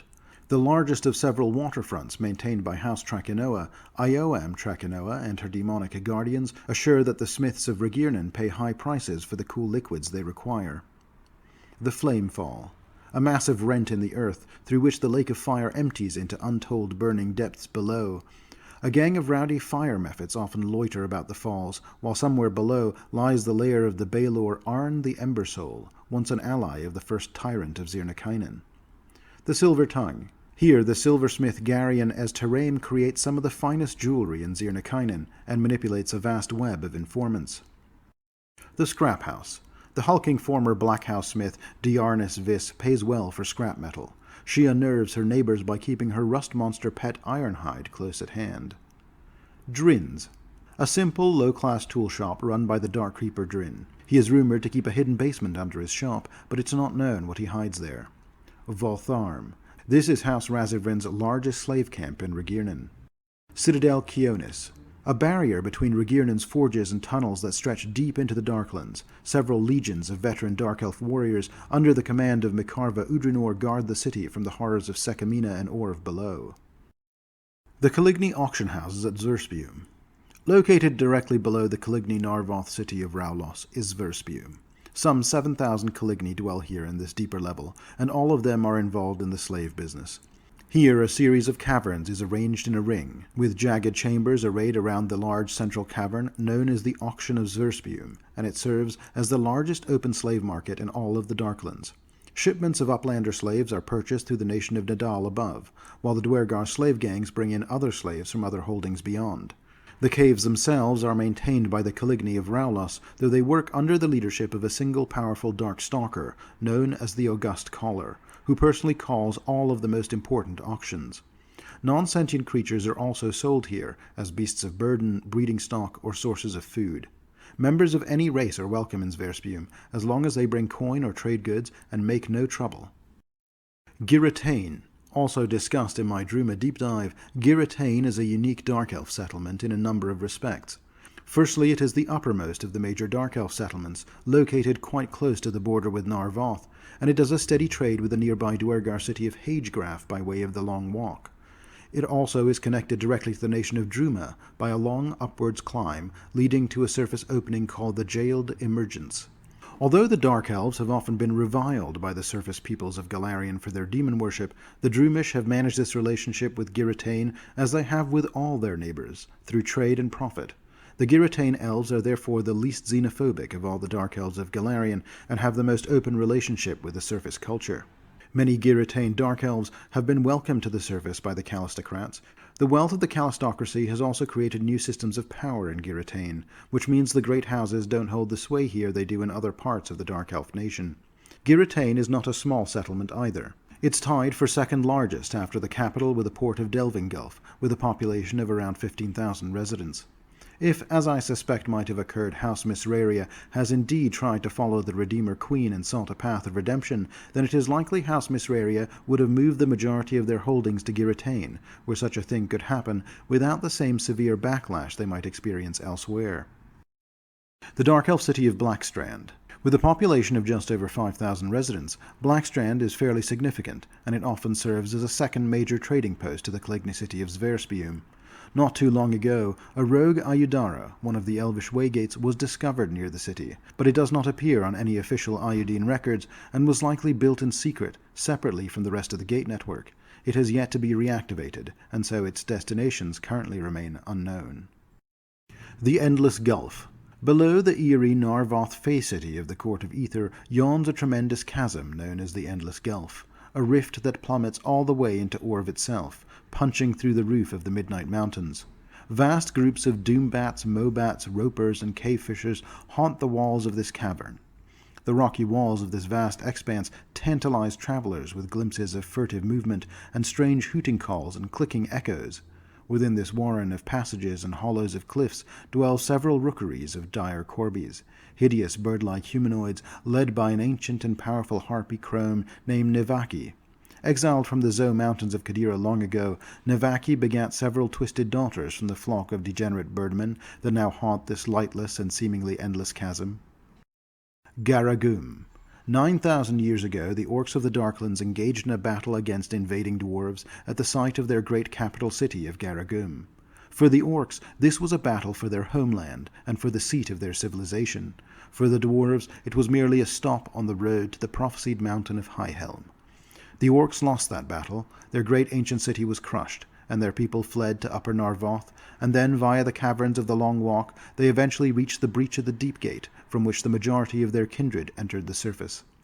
Then for several hundred years the dwarves occupied Garagum, reinforcing it and using it as a staging ground from which to embark on the next stage of their entire civilization's great migration to the surface. Eventually they abandoned it, except for a small skeletal occupation force of Grondaxan deep-dwelling dwarves, left behind to hold it against possible monstrous incursions. Later, only a few hundred years into the Age of Anguish, when the blinding sun appeared in the sky, allowing the dwarves to begin to conquer the orc territories in Belxen, a tribe emerged among the orcs of Belxen called the Enshrak tribe. They returned to the Darklands home, hell-bent on reclaiming their lost lands. They reconquered the ruins of Garagum from the Grondaxan dwarves, and have since been rebuilding it over the last 8 millennia. It has since grown into a great centre of orcdom in the Darklands, a testament to the orc power of old. Teldarist. Of similar size to Blackstrand, Teldarist is the smaller of two major Dark Elf ports, along the inky black waters of the underground Lake Nearthrin. The corsairs of Teldarist were the first to fashion ships and explore the deep rivers of Sekamina. Their city supports numerous assassins, drug peddlers, and of course pirates. Most stories attribute the origins of the Dark Elf settlement of Heslandina, located in the Shackles and discussed in more detail in my Shackles deep dive video, as having originated with the corsairs from Teldarist, who navigated deep underground rivers before a rock slide exiled them from the rest of the Dark Elf nation. Delving Gulf. The larger of the two major Dark Elf ports, Delving Gulf is tied for position of second largest Dark Elf city with Giratane, a glittering harbour of black basalt and luminous crystals constructed over the edge of a gloomy lake. Delving Gulf is one of the great marvels of the Darklands. Its great black quays provide docking for strange subterranean vessels, and its markets do brisk trade with the ghouls of Nemret Noctoria, and even at times with the Ulatkini of cold Momogado. The Deep Gnome settlement of Dwimavel. The greatest settlement of the Deep Gnomes is also one of the region's best-kept secrets. Hidden behind a series of secret doors built into the walls of a secondary passageway, actual access to the city of Dwimavel is restricted to a tangled network of tertiary tunnels. The gnomes rely on this configuration as both a defense from their neighbors and because they feel more at home among the tangled caverns and twisted passageways. Peace in the city is maintained by General Zartek Bovenderel. Elected by the Dwimavel Council to see to the city's defense for a 2-decade term, Zartek has done much to increase the safety of not only Dwimavel, but for all who oppose Dark Elf and Grey Dwarf savagery in the Greater Darklands as a whole. Dwimavel itself is a honeycomb of caverns, built across the perimeter of a large cavern containing a beautiful and delicate forest of crystal. This central mineral garden serves as a place to meditate and relax, while the actual urban sprawl of Dwimavel exists in the dozens of surrounding caverns, each of which contain an enclave of several hundred gnomes. Each enclave is ruled over by an elected hetman, and the Dwimavel Council is composed of 36 hetmen, who meet to decide the course not only for their own clans and communities, but for all the Deep Gnomes as a whole. Since not all the Deep Gnomes live in Dwimavel, decrees issued by the Council are communicated to the hetmen of the hundreds of scattered enclaves throughout Sekamina and beyond through the aid of allied Earth Elemental messengers that can slide through the Earth itself to reach these remote communities. Lake Nithrin, Cold Momogado, and the Deep Temple. Lake Nithrin, also known as the Dying Sea, is the largest body of water in Sekamina, and the second largest body of water in the Darklands Inner Sea region as a whole. Much of this lake exists deep under the Inner Sea, and serves as a border of sorts between the portions of Sekamina under Avestan and those under Garand. The northern shores of the lake mark the southern edge of the Dark Elf nation, while the southern shores mark the land of the ghouls. Numerous islands dot the center of the lake, and it is here that the largest tribes of Ulat-Kini dwell, the strongest and most infamous of which are the denizens of Cold Momugado, an ancient Algolthu ruin constructed over an island in the center of the lake, containing a great and terrible dungeon of the ancient world, located entirely within the confines of this sunken mountain. In its southwestern reaches, Lake Nithrin is beset with powerful waves and deadly whirlpools. For it is here that the waters of the dying sea drain through countless narrow fissures in the stone into the immenseless, sightless sea in Orv below. These fissures are relatively shallow underwater, and while they are not navigable via boat, a skilled swimmer could traverse them into Orv. The lake itself is at its deepest just east of these fissures, dropping into an immense bowl of cold, dark water, and said to be the haunt of a mysterious tentacled horror. Worshipped as a god by the Ulat-Kini of Cold Momugado, the Dark Elves and the Ghouls believe this creature, called Shumbauth by the Ulat-Kini, to be an ancient primordial Algolthu. At the far southeastern end, the deep temple of the Ulat-Kini is built within a series of connected caverns covering more than 5 acres. The water in these caverns is strangely thick, seeming almost to slow those who travel into it as if they were moving through transparent mud. The series of interconnected domes themselves are composed of golden stone, polished to a high sheen and often inset with decorative pieces of coral. Of Algolthu construction, legend among the Ulat-Kini holds that the first of their kind were engineered here. The Pallid Pits. The sinister pits in the caverns surrounding the Nar-Voth mongrel folk city of Gackenbode drop into a hellish tangle of mostly vertical tunnels, interspersed here and there with large crisscrossing chasms. The beds of these deep rents in the earth are buried to an unknowable depth by millions of bones, a grisly legacy speaking to the ravenous hunger of the Morlock tribes that infest this region. The Morlocks of the Pallid Pits are particularly fecund, and have taken in recent years to the worship of Zuriel, the Horseman of War.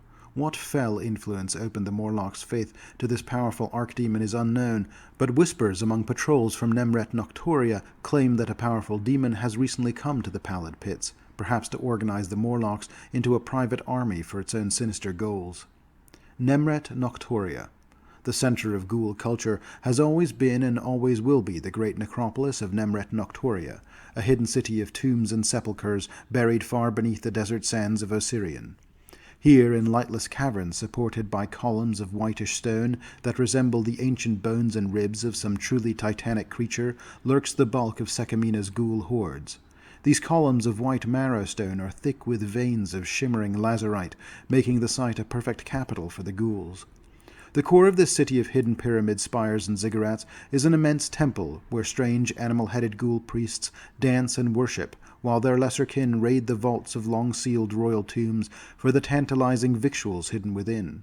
In sacred Nemret Noctoria, the ghouls pay fealty to their demon lord, Cabriri, he who gnaws, and bring tributes of fresh carrion to the ghoul priests that attend Cabriri's temple, a structure of black stone embedded with marrowstone and lazurite tracery. Despite the fact that Nemret Noctoria is a city of the undead, it is not a closed city. Trade is welcomed, but only the bravest or most desperate of living merchants dare to make the journey down to the city. Merchants from Thuvia are the least timid in this regard, and it's not uncommon to see brave or foolish Thuvians of the great city-states in the streets of Nemret Noctoria trading unspecified meat from the world above for wagons of strange magic items and forgotten tomes. The Sugathi wormfolk also have a strong presence in Nemret Noctoria, and in fact have near complete control over the city's worm district, a place they use as a base of operations for many Sekamina missions. Dark elves, grey dwarves, Darrow, and even the odd deep gnome visitors aren't unknown here, although all living creatures are well advised to keep their stays in Nemret Noctoria as brief as possible. The ghouls can only control their hunger for so long, after all. The Garden of Nil. Situated beneath the legendary island of Jalmaray, the Garden of Nil is a vast cave magically illuminated by an ever-present illusion of twilight sky. The land of Nil has taken on a kind of mythic reputation to the citizens of Jalmaray, although few suspect that the entrance to this fabled land lies below their feet. However, no physical connection exists between the surface and the garden. It can only be reached via Sekamina, or from the vaults of Orv further below. The Garden of Nil flows with crystalline streams and is swathed in forests of exotic fungi and lichens over a carpet of luxurious mosses, where even predators can feast without resorting to bloodshed. Deep within this strange paradise is hidden the vast, largely abandoned Palace of the Pit, built long ago by Jabali earth genies out of gold and jewels.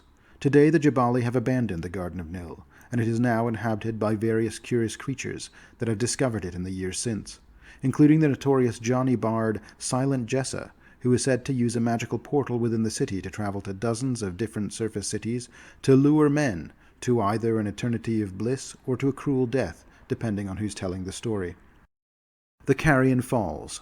Deep under the Mwangi Expanse lies a slime-choked cavern known as the Carrion Falls, named for a single stream of foul effluvia that sporadically empties into the cavern through the ceiling. The cavern and its many side caves are rife with all manner of fungal life, flourishing off the organic slurry, and it also serves as one of the Darklands' largest breeding grounds of slime crawlers, deadly fungi, and various types of oozes. The cavern is also said to be sacred to the demon lord Jubilex, and the deepest, most foul reaches of the area are ruled by a host of hideous slime demons devoted to him. Ilmuria. Discussed in more detail in my Central Mwangi Expanse deep dive video, Ilmuria, situated beneath the Aslanti city of Savanthi, was the serpent folk's seat of power for the southern part of their empire.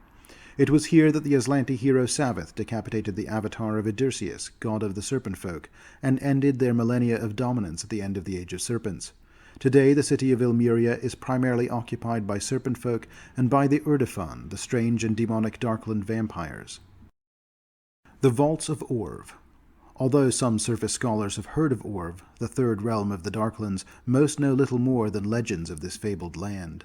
The races of Sekamina and Nar-Voth know little about Orv as well, and what they do know strikes fear even into their darkened hearts. If Nar-Voth is the wild land between and Sekamina is the Darkland civilization, then Orv must surely be its hell. Orv's genesis was not in the natural world, for the vast vaults of strange environments and closed ecosystems were built by powerful extraplanar visitors long ago, as described in my last week video. If these cave systems had been naturally occurring, Orv would have collapsed into a realm of isolated dead-end tunnels filled with poisonous air or solid masses of stone grown pliant and soft from the searing heat. Yet this is manifestly not the case, for Orv is the most varied and immense Darklands realm of them all. The major Orvian vaults include Denebrum. In the depths of Orv, the immense worm-like neothelids can be found. These creatures came to Golarion in the midst of the primordial war between the Algolthu and the Zeomorns, and made enemies with them both. They continue to exist here long after both their adversaries had moved on. The neothelid life cycle spans eons, with their eggs remaining unhatched while civilizations above rise and fall. These creatures, born only every few centuries, face challenges, as many are destroyed by their enemies, despite their immense power, and surviving neothelids often adopt a cautious outlook. Isolated neothelids can be found scattered throughout Orv, and some even nearer the surface. However, the vast majority reside in the worm empire of Denebrum, deep under Varisia.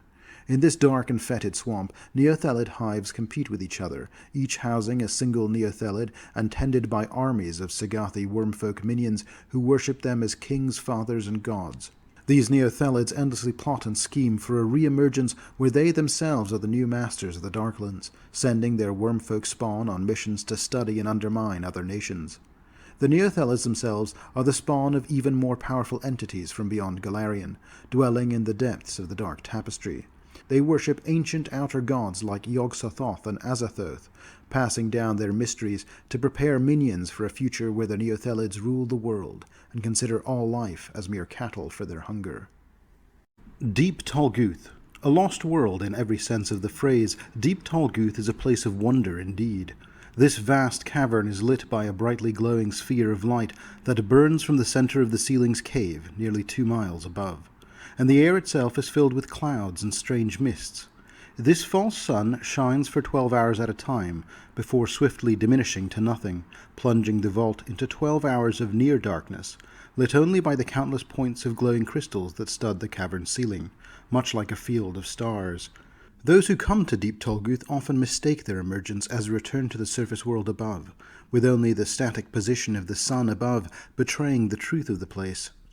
Dinosaurs, immense monsters like frog-hemoths, colossal vermin, vemeraks, and all manner of primeval beasts roam the jungles and swamps of Deep Tolguth. The perimeter of the vault rises steeply like a rugged mountain slope, and in the countless caverns that pock these slopes dwell dozens of barbaric tribes of primitive humans and orcs. These tribes wage a constant war against the denizens of the strange onyx cities that squat ominously on the shores of the central lakes of Deep Tolguth. Cities built by unknown hands, but populated now by a nation of unusually civilized, but no less decadent and cruel, Zulgaths. The central city of the Zulgath Empire sits atop a large artificial island in the central lake, a 900-foot-tall ziggurat temple located directly below the false sun above. The Crystal Womb. Also mentioned in my Zeomorn creature feature, the Crystal Womb is a vast churning vortex of crystals that grow and collapse and are reborn in an endless accelerated geological cycle. This vortex is a portal across the dimensions, connecting the heart of the womb with the elemental plane of Earth itself. The womb is housed in an immense jungle of crystal, hundreds of square miles of delicate landscape composed of everything from quartz to diamond. The crystals arch from floor to ceiling in places, creating vast pillars hundreds or even thousands of feet in height, while in other areas they grow like trees, lending a riot of color to the landscape. Many of the crystals grow with strange internal energies, giving the region a colorful illumination that waxes and wanes according to complex rhythms in the stones. The Crystal Womb is a wilderness, ruled by none, but inhabited by all manner of creatures from the elemental plane of Earth. Most of these creatures are little more than elemental animals, predators, or relatively docile crystal-eating beasts, but a few more intelligent creatures, like earth genies or powerful Zorns, have come to dwell here as well. The Land of Black Blood. The most obvious and striking feature of the Land of Black Blood is that which gives it its name, the chilling black fluid that seeps from more than a dozen sites throughout the cavern, dripping and oozing in fetid streams. This vile liquid seems to embody the distilled corruption of the earth, flowing in a fluid manifestation of death and dark energy that pools in this underground world, coalescing in a lake of wretched decay called the Caltherium. Freezing to the touch and innately repulsive to most forms of life, black blood has the consistency of honey or sap, but bears the color of oily tar. Sages of the underworld hold varied theories on the black blood's true nature. Some claim the noxious fluid to be the runoff of countless of surface world graves and mausoleums. Others claim the stuff to be the blood of Golarion itself, and still others claim it to be manifestations of foul emotions, drawn from throughout the world by some magic or device hidden beneath the Caltherium. Regardless of its actual nature, the black blood is undoubtedly foul, and its connection to the negative energies and dark magics of the world is undeniable. Groups throughout the Darklands and beyond covet the ooze, and dare daunting journeys to claim this chilling resource. Black Blood, in particular, played an important role in the final chapter of the first edition adventure path, Second Darkness. Among the various forces fighting over this land are the four-armed, armored and clawed creatures known as the Chardas, whose blood is tainted by the black bile, the mighty Neothelid lord known as the Mouldering Empire, the Lich of the Black Desert, whom I will discuss later, and of course the ghoul armies of Nemret Noctoria, who hunger for the black blood for their own mysterious purposes. The Sightless Sea. The Sightless Sea is the largest of Orv's vaults, an immense cavern beneath the Arcadian Ocean. It forms the western perimeter of the Orvian vaults located in the inner sea region, with shores that open to mysterious vaults in the distant beyond. Unusual vessels from distant shores, captained by beings like the denizens of Leng, strange Nephilim, and albino telepathic humans, come to visit places like Doga Deloth and Ilverandin. The Sightless Sea features tiny islands settled by Urdefans and empires of genie lords, Neothelids, dragons, exiled fiends, or Ulat-Kini tribes. However, the true dangers lie in the dark depths of the ocean itself, especially along the Braid, a miles-wide column of twisting water, also sometimes called the Inverted Sea, the stronghold of Algolthu activity in Orv. A vent in the Inverted Sea connects Orv to the Arcadian Ocean, allowing aboleths to move between these two realms. Ancient Algolthu magic maintains equilibrium between the oceans above and below, preventing catastrophic drainage into Orv. This magic creates other secret paths connecting the Arcadian Ocean, the Inner Sea, the Dying Sea, and the Sightless Sea, providing the Algolthu with unique access to all parts of Golarion. Ilverandin, lit by pale, glowing clouds of countless phosphorescent spores that waft upon the higher air, is the vast realm of Ilverandin, a site unlike any other in Orv. Here the Zeomorns created a single vast city of towers, domes, arched bridges, and deep tangled alleyways amid immense plazas, winding streets, and countless stone structures. To those well versed in architectural styles, the working of this impossibly vast city are similar to those of ancient Aslant in some places, of elven cities in others, and in some places akin to nothing seen on the surface today. Perhaps as eerie as the city itself is its silence. Known to those few who are familiar with it as the mute metropolis, the vault-sized city is largely deserted. the only inhabitants of its abandoned buildings being hungry predators, ambulatory fungoid beasts, and isolated pockets of tribes, displaced for various reasons from the reaches above, Darrow, Duergar, Dark Elves, Deep Gnomes, and Morlocks being the most common. At the core of the city is a more densely inhabited heart. To those few who stumble across it by accident, High Ilverandin, as it is called, may at first seem an impossible society, where humans, orcs, elves, dwarves, Ulatkini, and Morlocks all live in peace, side by side, in a decadent realm of pleasure palaces and beauty. Those who react with suspicion to such a strange utopia are quite right to suspect, for the truth behind High Ilverandin is sinister indeed, for the inhabitants are not themselves, but have had their brains replaced by a brain-like creature called an intellect devourer, making this the largest devourer-controlled settlement in all of Golarion. The Midnight Mountains. Legends hold that the endless gulf of Sekamina is bottomless. However, those reports are greatly exaggerated, though a fall into the chasm does present the victim with a singularly vertiginous experience. After plummeting for thousands of feet through the dark, the victim passes through an opening in the ceiling of one of Orv's largest vaults, an immense realm lit by numerous moon-like orbs floating near the ceiling, illuminating a vast range of ragged mountain peaks far below. These are the Midnight Mountains. This vault is the second largest in known Orv, behind only the sightless sea itself. The Midnight Mountains are in large part a wilderness unsettled by civilized races. The vault's centralized location makes it a natural crossroads for the other Orvian vaults. Yet, in spite of their functional use as a crossing, the Midnight Mountains are certainly not without their dangers. Countless tribes of Gugs dwell in the mountains, where they gibber and caper and offer sacrifices to their unknowable gods. These hairy giants are the most numerous of the races dwelling in the Midnight Mountains, but Morlocks, Zulgaths, and Wormfolk are present, as well as numerous wild beasts like black puddings, Vemeraks, and purple worms. Yet if anything can be called the lords of the Midnight Mountains, it would be the umbral dragons that dwell in several caves scattered throughout the peaks here. The greatest of all these is a great worm umbral dragon named Ugothogo, a tremendously intelligent and sadistic creature that many Gug tribes venerate as a living god. Doga Deloth and Minos Pashat. Perhaps the most well-known and certainly the most notorious vault in all of Orv is Doga Deloth, the legendary empire of the Urdefan race. Said to have been engineered eons ago by the demon lords as a twisted sort of social experiment, the Urdefans alone have embraced their lot in Orv and have managed to claim the largest presence in this lightless realm. Urdefan cities, settlements, and fortresses can be found in places as far-flung as islands in the sightless sea, Ilverandin, and the Midnight Mountains, and their explorers and patrols can be encountered throughout the tunnels that connect the vaults together.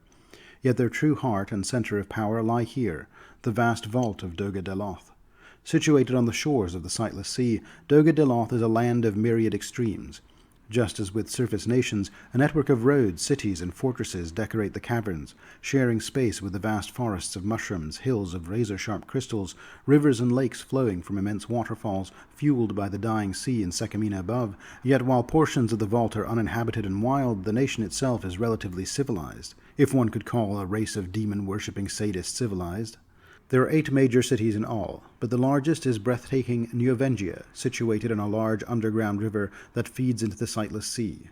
Like many of Doga Deloth's cities, Neovengia is a city of black basalt towers and spires, with countless horned crenellations, rookeries along the walls for scaveling mounts, eerie glowing domes, towering statues of their beloved demonic gods, and stone piers jutting out into the inky waters of the sea. Somewhere west of Doga Deloth lies the vault of Minas Pashat, one of the most sacred realms to the Urdefan race. Their legends speak of how they were born in this vault, a grand experiment at the hands of their demonic lieges, in an attempt to infuse mortal life with the power and glory of Abaddon itself. Out of respect for this history, the Urdefans do not dwell in Minos Pashat. Only their greatest priests and most respected elders make pilgrimages here to offer prayer and seek wisdom or direction from the vault's true lords. The Black Desert. Described in the history section of my recent Zeomorn video, the Black Desert was the site of an accidental detonation of a Zeomorn superweapon, originally designed to extinguish all Algothu life. After it misfired, it filled this vault with poisonous fumes and terrible radiation. Thus the Black Desert was born. One might imagine that such an awful place would be uninhabited, but that is not correct. The history of the inhabitants of the Black Desert date back to the formation of the Dark Elf nation in Sekamina. The elves of House Shrain were back then once among the most powerful of the great houses. It is said they alone had resisted the call to accept demons as their patrons. For their defiance, they were forced to flee the reaches of Sekamina from a united force of much of the Drow Empire. Many of House Shrain perished, but a few survived by fleeing deeper, into the great hidden vaults of Orv. After a devastating journey over thousands of miles that in many ways echoed the original elven descent into the Darklands, these elves stumbled onto a seemingly endless expanse containing mile upon mile of shifting black dunes. Soon enough the poison and radiation began to kill the last of House Shrain, and so the elves prayed for salvation, and Urgathoa, the goddess of undeath, heard their prayers and answered. With her blessing, the poisonous sands and air of the cavern had no effect upon the undead flesh of the now-cursed nobility of House Shrain. Deep in the desert itself they discovered a vast but abandoned city of pyramids and towers, the tallest spires of which rose up to and connected with a vault ceiling some 3,000 feet above. The undead dark elves took this city, which once had been called Zulvarathun. For all their small numbers, their power is immense, not unlike the great bloodlords of Geb. For all of House Shrain are accomplished undead spellcasters, be they lich, vampire, or something else. Their needs are seen to by a growing army of undead slaves, gathered from periodic raids against the Ghoul Empire in Sekamina above, or culled from living bodies of prisoners caught elsewhere. The Shrain have even perfected methods of magically domesticating the great worms that roll through the desert sands. A strange world unto itself, the undead elves are known to mount odd carriages within the trained worms' gullets to allow transportation across this vast black desert on their enduring quest to discover the lost secrets of the vault for their own use.